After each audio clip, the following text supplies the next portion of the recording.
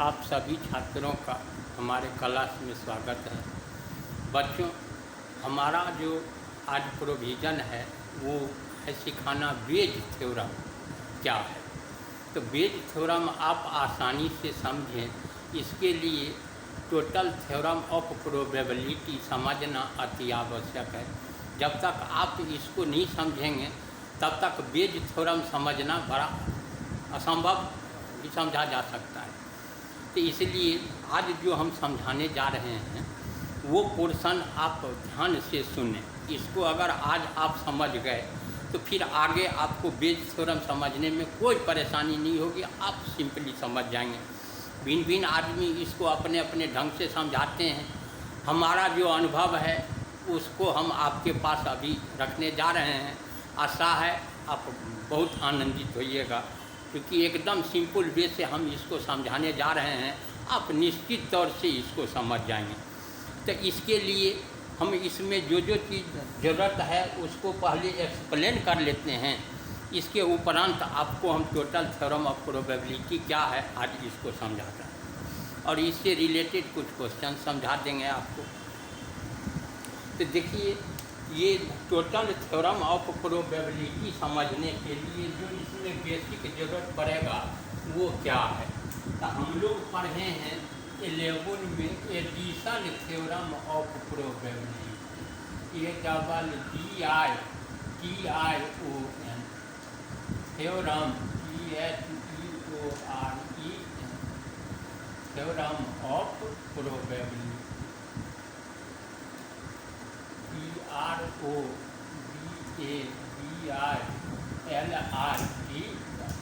तो addition theorem of probability क्या कहता है?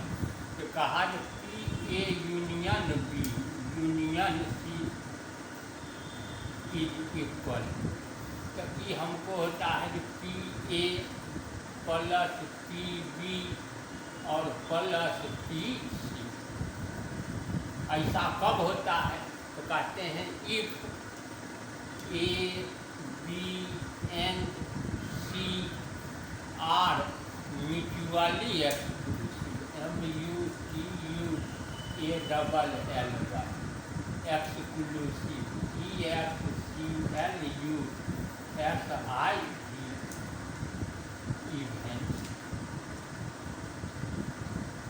तो कहा अगर ABC कैसा इवेंट हो तो ये म्यूचुअली एक्सक्लूसिव हो। That is A intersection B निकालें तब B5 नल सेट आए। मतलब क्या है? There are no any element common to both. B intersection C निकालें तो बी नल सेट आई आ जाए, और सी इंटरसेक्शन ए निकालें तब ये आई। तो कहा कि अगर ये म्यूचुअली एक्सक्लूसिव इवेंट्स हैं तो P A union B union C किसके इक्वल हो जाता है? तो P A plus P B plus P C. अगर ऐसा नहीं है तब तो और बात इसमें आप लिखे होइएगा minus P A intersection B P B intersection C P C intersection A plus P A intersection B intersection C.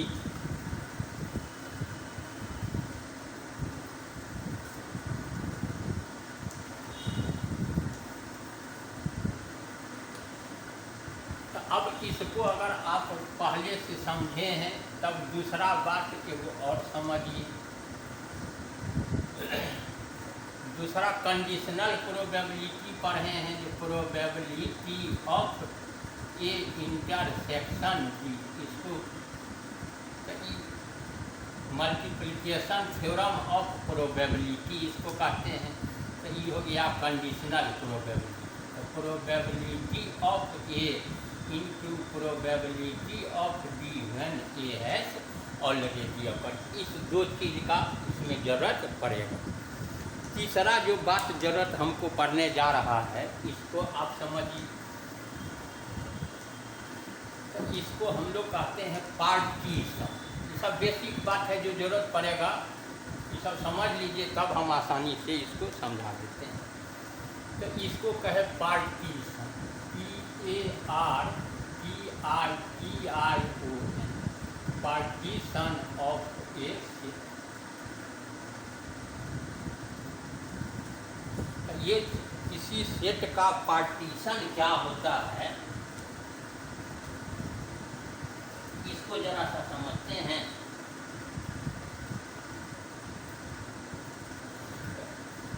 Partition का हिंदी में अर्थ होता है बंटवारा। तो जैसे मान लो कि ये सैंपल स्पेस ले लिए 1 2 3 4 5 एंड 6। अब कहे जी ये सैंपल स्पेस है। ये आपके मान लीजिए पिताजी हैं, आप 3 भाई हैं, तो जिसको लिखे E1 दूसरे को कहे E2 और तीसरे को कहे E3। अब इसी 3 भाग में हमको, क्योंकि 3 लड़का है, इनको पिताजी हैं, इनकी ये संपत्ति है। अब 3 भाग में इसको बांटना है। तो कैसे बांटते हैं? तो पहला बेटा को दे दिए 1 2, दूसरा को दे देंगे 3 4 और तीसरा को दे देंगे 5 6। तो ये जो संपत्ति आप भिन्न भिन्न भाई सबको दिया, तो इसमें क्या देख रहे हैं कि बंटवारा का मतलब होता है कि ऐसा कोई भी सामान नहीं हो जो किसी दोनों के पास हो, E1 के पास भी हो और E2 के पास भी हो। ऐसा अगर कॉमन सामान आप दे देंगे तो वो बंटवारा नहीं हुआ, झगड़ा का जड़ हमारे पास बचा हुआ ही रह गया।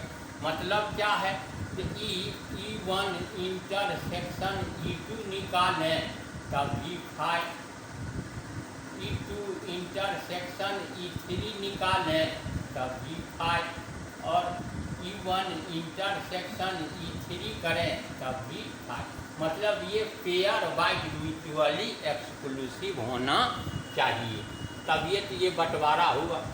दूसरा कहने का मतलब ये जो पिता का कुल संपत्ति है, तो ये जो तीनों भाई में बांटे हैं, तो ऐसा कोई बच नहीं जाना चाहिए। मतलब E1 यूनियन E2 और यूनियन E3 निकालें तो ये सैंपल स्पेस के इक्वल होना चाहिए, मतलब कुल संपत्ति आ जाना चाहिए। तो देखिए 1 2 3 4 5 6 सारा का सारा आ गया। अगर इसमें 7 रहता तो समस्या था, क्योंकि 7 किसी को आप नहीं दिया है। तो ऐसे इवेंट को कहते हैं कि ये एग्जॉस्टिव, इसको कहे पेयर वाइज म्यूचुअली एक्सक्लूसिव है। ये हो गया pair wise mutually exclusive, WISE लिखें, MUTUALLY एक्सक्लूसिव,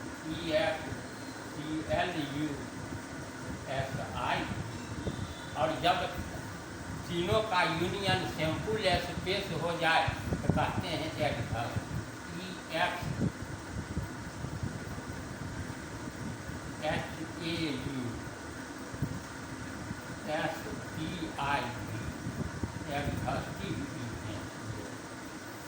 एग्जॉस्टिव तब होगा जब यूनियन निकाल दें सबका तो सैंपल स्पेस आ जाए, और किसी 2 का इंटरसेक्शन निकालें तो वो नल सेट हो, मतलब एक भी एलिमेंट कॉमन नहीं आए। तब ये कहते हैं कि अब ये E1 E2 E3 are the partition of the set S या सैंपल स्पेस S। तो अब इसको हम लोग समझने जा रहे हैं कि एडिशन थ्योरम ऑफ प्रोबेबिलिटी क्या है और कैसे निकालते हैं।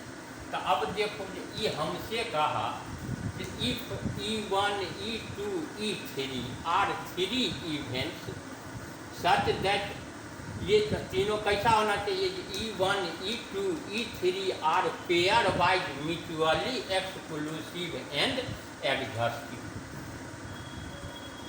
तब कहा, अब हम यहाँ टोटल थ्योरम ऑफ प्रोबेबिलिटी लिखने जा रहे हैं।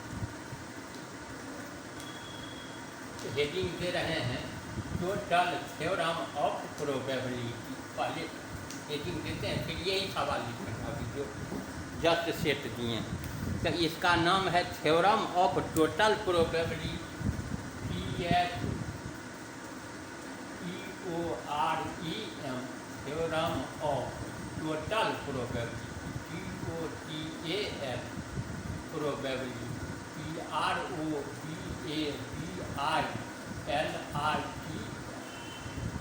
या दूसरा नाम लिख देता है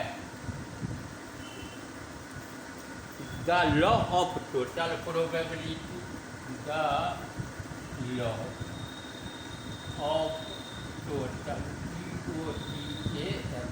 प्रोबेबिलिटी, BILIT। अभी हम लोग 3 सेट के लिए ही इसको समझें। लिखेंगे लेट एस बी का सैम्पुल एस के SAMPL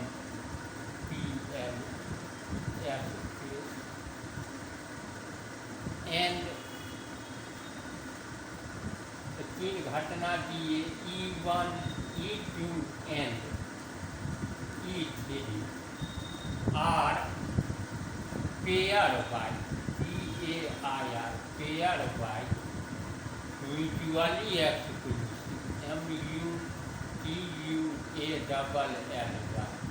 mutually exclusive EXCLUSIV and exhaustive EXAUSTIV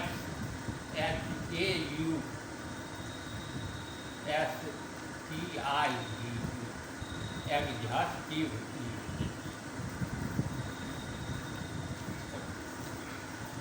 कहा then and A is any event and capital A लिखते हैं B any event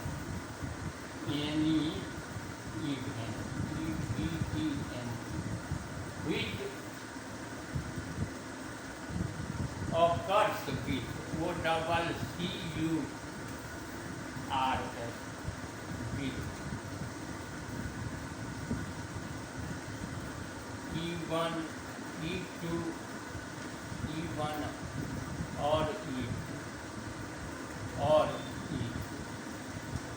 कहा कि then the probability of the event is तो ये कहा probability of E1 into probability of A/E1 plus probability of E2 into the probability of A/E2 plus probability of E3 into probability of A/E3।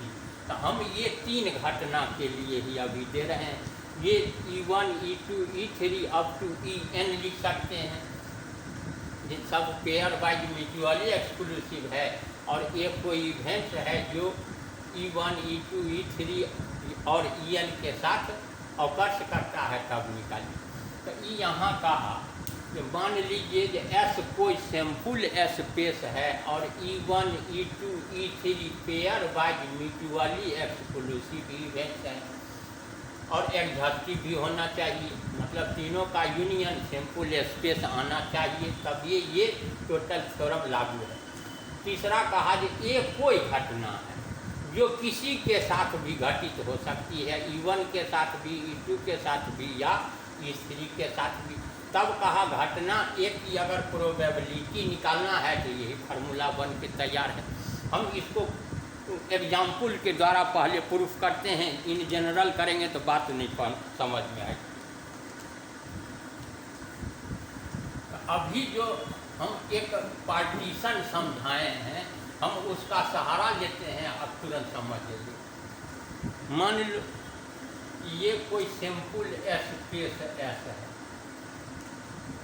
इसका element हम दिया 1 2 3 4 5 and अब इसमें 3 event बनाए। E1 तो इसका एलिमेंट दिया 1 2, दूसरा लिखे E2 तो इसमें दिए 3 4, तीसरा लिखे E3 और इसका एलिमेंट लिए 5 6। तो हम यहाँ क्या देख रहे हैं E1, E2, E3 are pair-wise mutually exclusive and exhaustive events हैं। ये हम पीछे समझा चुके हैं आपको कि किसी दो का इंटरसेक्शन फाई है और इस तीनों का यूनियन करते हैं तो सिंपल स्पेस एस है। मतलब ये पेयर-वाइज म्यूचुअली एक्सक्लूसिव भी हैं और एग्जॉस्टिव भी है, तब ये बेस थ्योरम लागू है। अब हम लोग कहे कि ये कोई इवेंट है नहीं, तो ये क्या घटना है, तो मान लो इवेंट नंबर आने की घटना, तो ये आ गया 2, 4 और 6। तो अब देखिए देयर फोर, तो A/E1 अगर निकालते हैं तो ए का हो गया 2, 4, 6। इंटरसेक्शन E1 में कौन है, तो 1 और 2। तो देख रहे हैं दोनों के इंटरसेक्शन में कौन आ गया, तो ये आया 2। यहाँ A इंटरसेक्शन E2, तो ये फिर है 2, 4, 6। इंटरसेक्शन E2, तो ये है 3 और 4। तो इस दोनों के इंटरसेक्शन में कौन आ रहा है, तो it is common to both, तो जो दोनों में कॉमन है वो है 4। और A इंटरसेक्शन E3 अगर निकालते हैं तो फिर है 2, 4, 6। इंटरसेक्शन E3 है 5 और 6। तो इस दोनों में कौन कॉमन है, तो ये आ गया 6। तो अब ये जो इवेंट्स आया तो ये कैसा है, तो आप किसी दो का इंटरसेक्शन निकालिए, तो देखो इसमें 2 है, इसमें 4 है, तो ये हो गया 5। इसका इंटरसेक्शन निकालेंगे तब भी 5, और इसका इंटरसेक्शन निकालते हैं तब भी 5। मतलब ये जो इवेंट हम लोग तैयार किए ये कैसा इवेंट है, तो ये भी म्यूचुअली एक्सक्लूसिव है। और इसका अगर हम यूनियन निकालते हैं, A intersection E1 union A intersection E2 union A intersection E3, तो दैट इज इक्वल टू, इस सेट में है 2, तब है 4, तब है 6। तो इसका हो या इसका हो या इसका, तब नहीं यूनियन का हो गया। तो इसमें आ गया 2, 4, 6। और ये कौन सा सेट है हमारा, तो A, तो यहाँ आ गया A। तो हम लोग लिख सकते हैं कि देयरफॉर A इज इक्वल, तो A intersection E1 union A intersection E2 union A intersection E3, that implies A is equal to. तो अब A इंटरसेक्शन B निकालें या B इंटरसेक्शन A निकालें, दोनों तो एक ही होता है। तो पहले E1, E2, E3 को आगे करें, तो ये हो गया E1 intersection A union E2 intersection A union E3 intersection A। अब अभी हम कहें ये तीनों इवेंट्स कैसा है, तो किसी दो का जब हम इंटरसेक्शन निकालेंगे तो फाई आएगा, इसका निकालेंगे तब भी फाई, और इसका निकाले हैं तब भी फाई। मतलब ये तीनों इवेंट्स कैसा है, तो ये तीनों म्यूचुअली एक्सक्लूसिव इवेंट्स हैं कि किसी का भी इंटरसेक्शन फाई सबका आ रहा है। तो देयरफॉर, तो हम यहाँ लिखते हैं the probability of the event A, तो यहाँ प्रोबेबिलिटी तो इसके पर इक्वली आ जाएगा। तो probability of E1 intersection A union E2 intersection A union E3 intersection A, और यहाँ गेट। तो हम अभी जस्ट समझाए कि अगर लिखा हुआ है BA union B union C और ABC आपस में म्यूचुअली एक्सक्लूसिव इवेंट है, तब इसका प्रोबेबिलिटी आता है PA plus PB plus APC, जिसका नाम दिए एडिशन थ्योरम ऑफ प्रोबेबिलिटी। तो यहाँ भी देख रहे हैं कि 3 गो सेट है जिसका हम यूनियन निकालना है। तो ABC जिसे यूनियन था, यहाँ भी 3 गो है। यहाँ ABC का है म्यूचुअली एक्सक्लूसिव है, तो जोड़ देंगे। तो यहाँ भी आपको बता रहे हैं कि ये देख लीजिए, ये तीनों का तीनों म्यूचुअली एक्सक्लूसिव इवेंट्स है जिसका हमको प्रोबेबिलिटी चाहिए।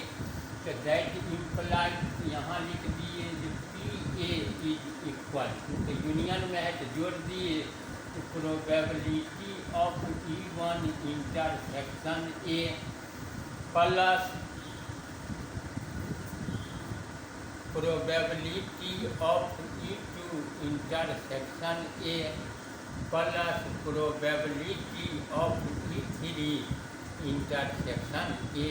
तो हम समझाए कि probability of A intersection B, तो ये हो गया probability of A into probability of B when A has already awkward, जिसका नाम रखे मल्टीप्लिकेशन थ्योरम ऑफ प्रोबेबिलिटी या कंडीशनल प्रोबेबिलिटी। तो यहाँ भी इंटरसेक्शन में है, तो इस फार्मूला का यूज कर लेते हैं। दैट इम्प्लाइज लिखे PA इज इक्वल टू, तो यहाँ इसको लिखेंगे probability of E1 into probability of A when E1 has already awkward. इसको तोड़ें तो plus probability of E2 into probability of A when E2 has already awkward. इसको अगर तोड़ेंगे तो हो गया probability of E3 into probability of A when E3 has already awkward. यही है टोटल थ्योरम ऑफ प्रोबेबिलिटी या थ्योरम ऑफ टोटल प्रोबेबिलिटी। ये 3 गो के लिए समझाए हैं। आप इसको इनफाइनाइट नंबर ऑफ सेट के लिए भी यूज कर सकते हैं, या नंबर ऑफ एलिमेंट एन देंगे उसके लिए बुक में लिखा हुआ है। अब ये एग्जाम्पल दे करके हम आपको theorem of total probability explain कर दिए हैं, ये फार्मूला कैसे बनाया गया है।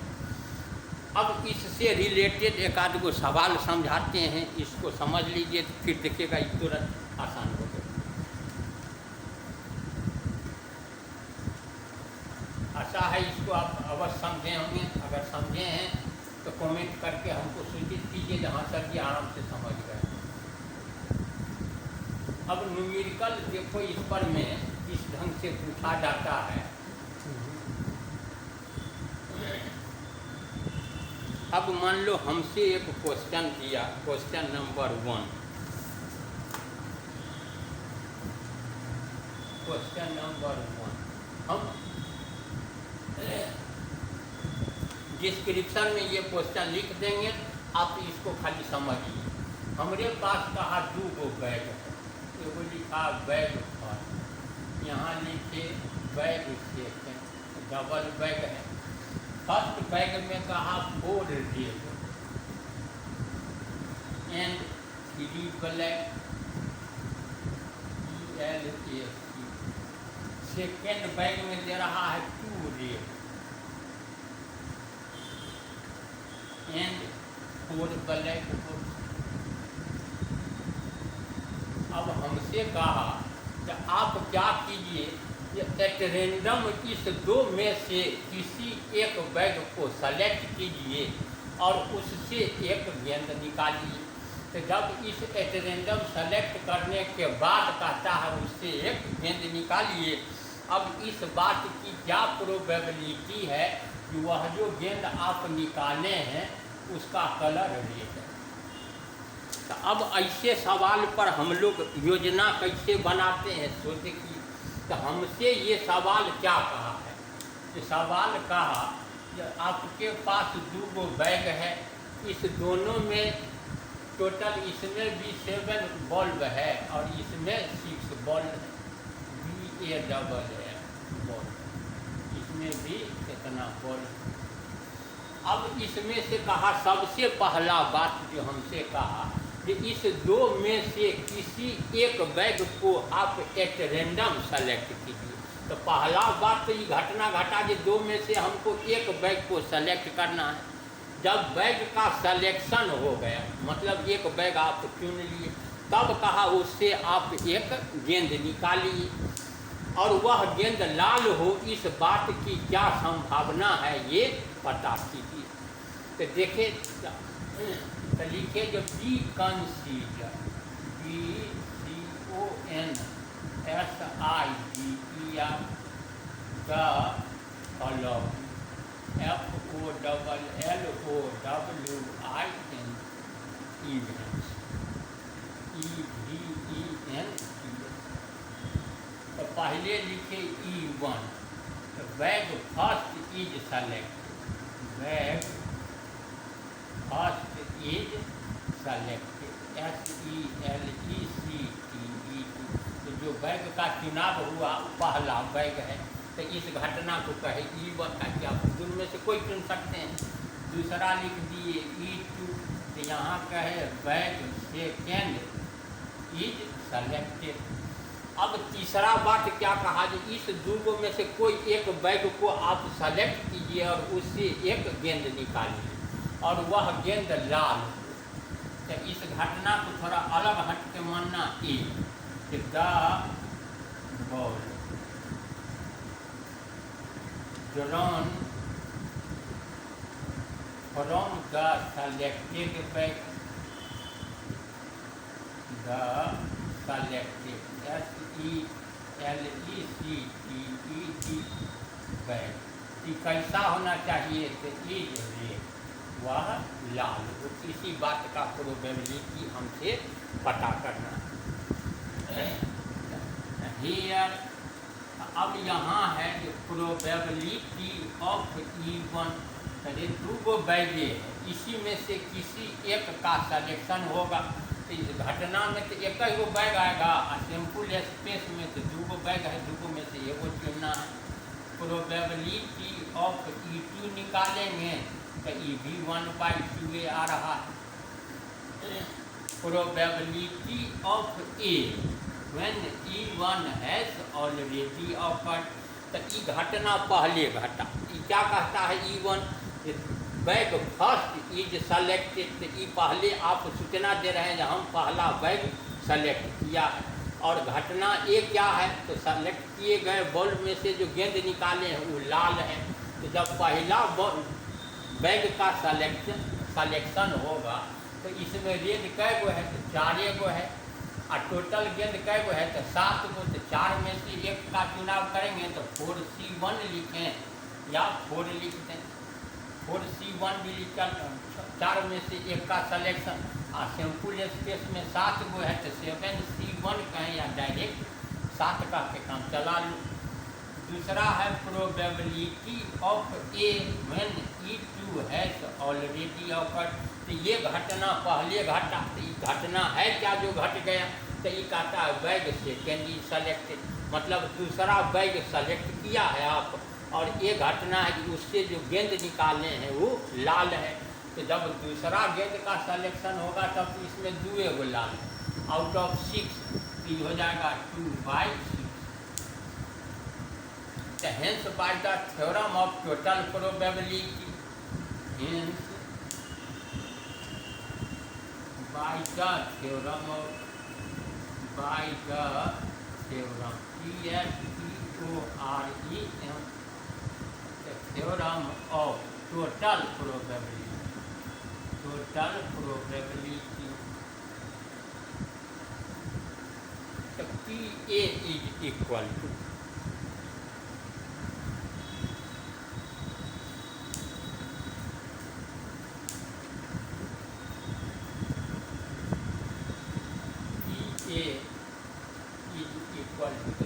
घटना है तो probability of E1 into probability of A when E1 has already awkward, probability of E2 और probability of A when E2 has already awkward.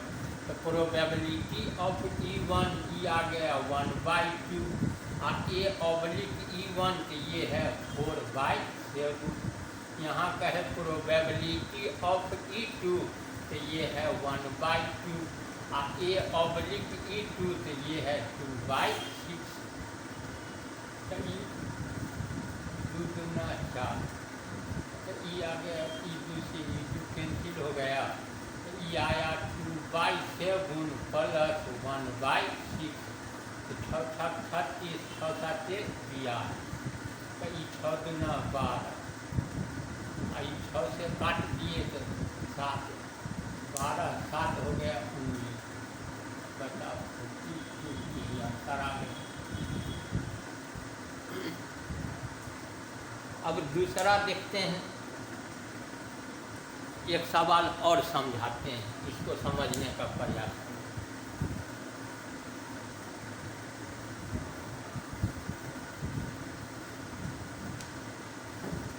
इसमें अजब अजब सवाल मिलेगा जो हम आप पहले से नहीं सोच के रखते हैं। क्वेश्चन नंबर 2 में हमसे कहा फिर 2 को बैग लिया, बैग फर्स्ट बैग सेकेंड, तो यहाँ लिए बैग फर्स्ट और यहाँ लिखिए बैग सेकेंड। इसमें क्या कहा कि 4 गो व्हाइट और 5 ब्लैक है। दूसरे बैग में कहा 6 व्हाइट है और 7 ब्लैक बॉल्स। अब इसमें हो गया 9 बॉल्स और इसमें तो हो गया 13 बॉल्स। अब अलग अलग बैग में अलग अलग है। ये कहा क्या, आप एक काम कीजिए कि इस पहले बैग से एक गेंद आप निकालिए, हाथ घुसाइए, एक गेंद निकाल लीजिए और वह उस गेंद को क्या कीजिए तो put into the second bag, उसको आप दूसरे बैग में रख दीजिए। ठीक है, और रखने के बाद फिर इससे एक गेंद आप निकालिए। जब इसमें एक गेंद आप ट्रांसफ़र कर दिए हैं तो अब वो जानना चाहता है कि इस बात की क्या प्रोबेबिलिटी है कि आप जो गेंद निकाले हैं वो व्हाइट है।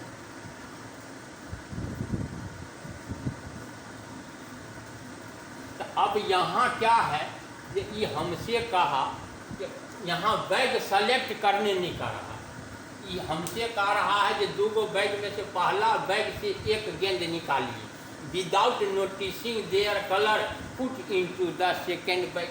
जो उसका रंग देखना नहीं है, जो लाल निकला, उजला निकला, काला निकला, जो भी निकला आप चुपचाप इसमें रख दीजिए बिना देखने, और तब इससे एक गेंद आप निकालिए। अब इस बात की क्या संभावना है कि वह जो गेंद निकला है वह उजला है। तो अब इसमें हम लोग विचार क्या कर रहे हैं कि इससे जो एक गेंद निकला जो इसमें रखना है, तो वो गेंद 2 ही कलर में है, या तो वह गेंद व्हाइट होगा या तो ब्लैक होगा। अब B consider the following event, पहले जो घटना घट रहा है उस पर विचार करो। B consider CONSIDER the following FOLLOWIN event. तो पहला घटना का नाम दिए E1, the ball drawn from bag first is white, और E2 कहे कि the ball drawn from bag first is black. ताकि इससे जो निकालेंगे गेंद एक जो इसमें पुट करना है तो वो या तो उजला होगा या काला होगा। तो उजला होगा तो इस घटना को हम लोग E1 मान लेते हैं, अगर काला है तो इस घटना को E2 मान लेते हैं। और ये घटना मान लो इससे जब एक गेंद इसमें पुट कर दिए तब इससे एक गेंद निकाले हैं और वह उजला हो, इस बात की प्रोबेबिलिटी। तो इसको मान लीजिए ए द ball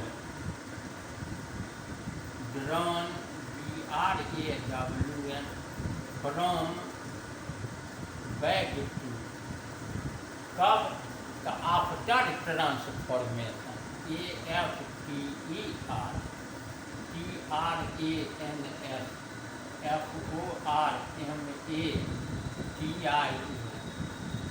is white।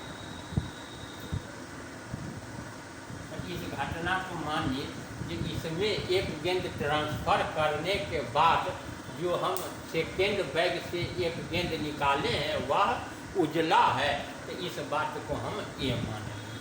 तो अब देखें कि therefore the probability of E1 is equal to, तो E1 है घटना क्या, तो आप पहले बैग से जो एक गेंद निकाले वह उजला है, तो उजला कै गो है, तो 4 गो, तो ये हो गया 4 आउट ऑफ, तो टोटल गेंद है 9, तो इसकी प्रोबेबिलिटी हो गया 4/9। प्रोबेबिलिटी ऑफ E2, तो ये कौन सा घटना है जिसकी प्रोबेबिलिटी चाहिए, तो पहला से जो गेंद निकला वो काला है, तो काला इसमें कै गो है, तो 5 गो, तो इस 5 में से ही एक का सिलेक्शन होगा, तो 5/9। अब लिखे जो probability of A when E1 has already occurred। अब यहाँ ध्यान दो कि कहता है ई घटना पहले घटित हुआ, मतलब क्या है कि आप जो इस बैग से गेंद निकाल के इसमें पुट किया था उसका कलर E1 मतलब क्या है, जो वाइट है, मतलब इस बैग में आप एक उजला गेंद पहले से ट्रांसफ़र कर चुके हैं। तो पहले से तो उजला था 6 गो, अब उजला कै गो हो गया, तो 7 गो हो गया वाइट, अब पहले से है 7 गो ब्लैक, तो टोटल गेंद हो गया 14, जिसमें गेंद निकाले वह एक घटना है। तो घटना ये क्या है कि वह गेंद कैसा आया है, तो उजला है, इसकी प्रोबेबिलिटी का probability of A when E1 has already awkward. तो ये घटना पहले घटा, मतलब इससे गेंद निकाले वो उजला है जो दूसरे झोला में आप रख दिए हैं, और तब उससे एक गेंद निकाले हैं उसके उजले होने की प्रोबेबिलिटी। तो अब उजला गेंद हम देख रहे हैं जो झोला में 7 गो हो गया है, और टोटल गेंद कै गो हो गया है सैम्पुल स्पेस में, तो झोला में 14 गो गेंद हो गया, 7/14 लिख के रख देते हैं। Probability of A when E2 has already awkward, तो घटना E2 क्या है, तो ये कहा कि इससे जो गेंद निकाले थे वो काला था और वही इसमें रख दी, और तब इससे एक गेंद निकाल रहे हैं जो उजला। तो अब जब इसमें ब्लैक गेंद एक रखा जाएगा हो तो उजला तो 6 गो रह गया, हाँ, लेकिन काला पहले से था 7 गो, एगो काला इससे ट्रांसफ़र हो गया, तो ये हो गया ब्लैक 8 गो, तो लेकिन टोटल गेंद हो गया फिर 14 गो। लेकिन हम जो गेंद निकालें वह उजला है, तो उजला तो 6 का 6 रह गया, तो इसकी प्रोबेबिलिटी हो गया 6/4। अब तुम्हारा फार्मूला लगाओ, जवाब हो जाएगा। तो चूंकि अब यहाँ फार्मूला ऊपर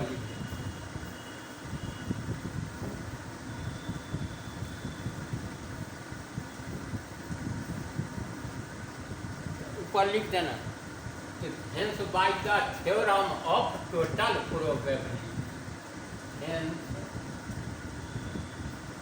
by the theorem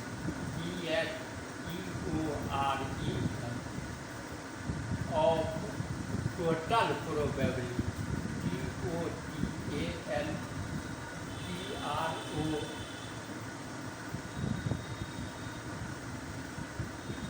probability of the event A, the probability of E1 into probability of A when E1 has already occurred plus probability of E2 into probability of A when E2 has already occurred। तो probability of E1 तो ये आ गया 4/9, probability of A when E1 has already occurred, ये आया है 7/14, probability of E2 तो ये है 5/9,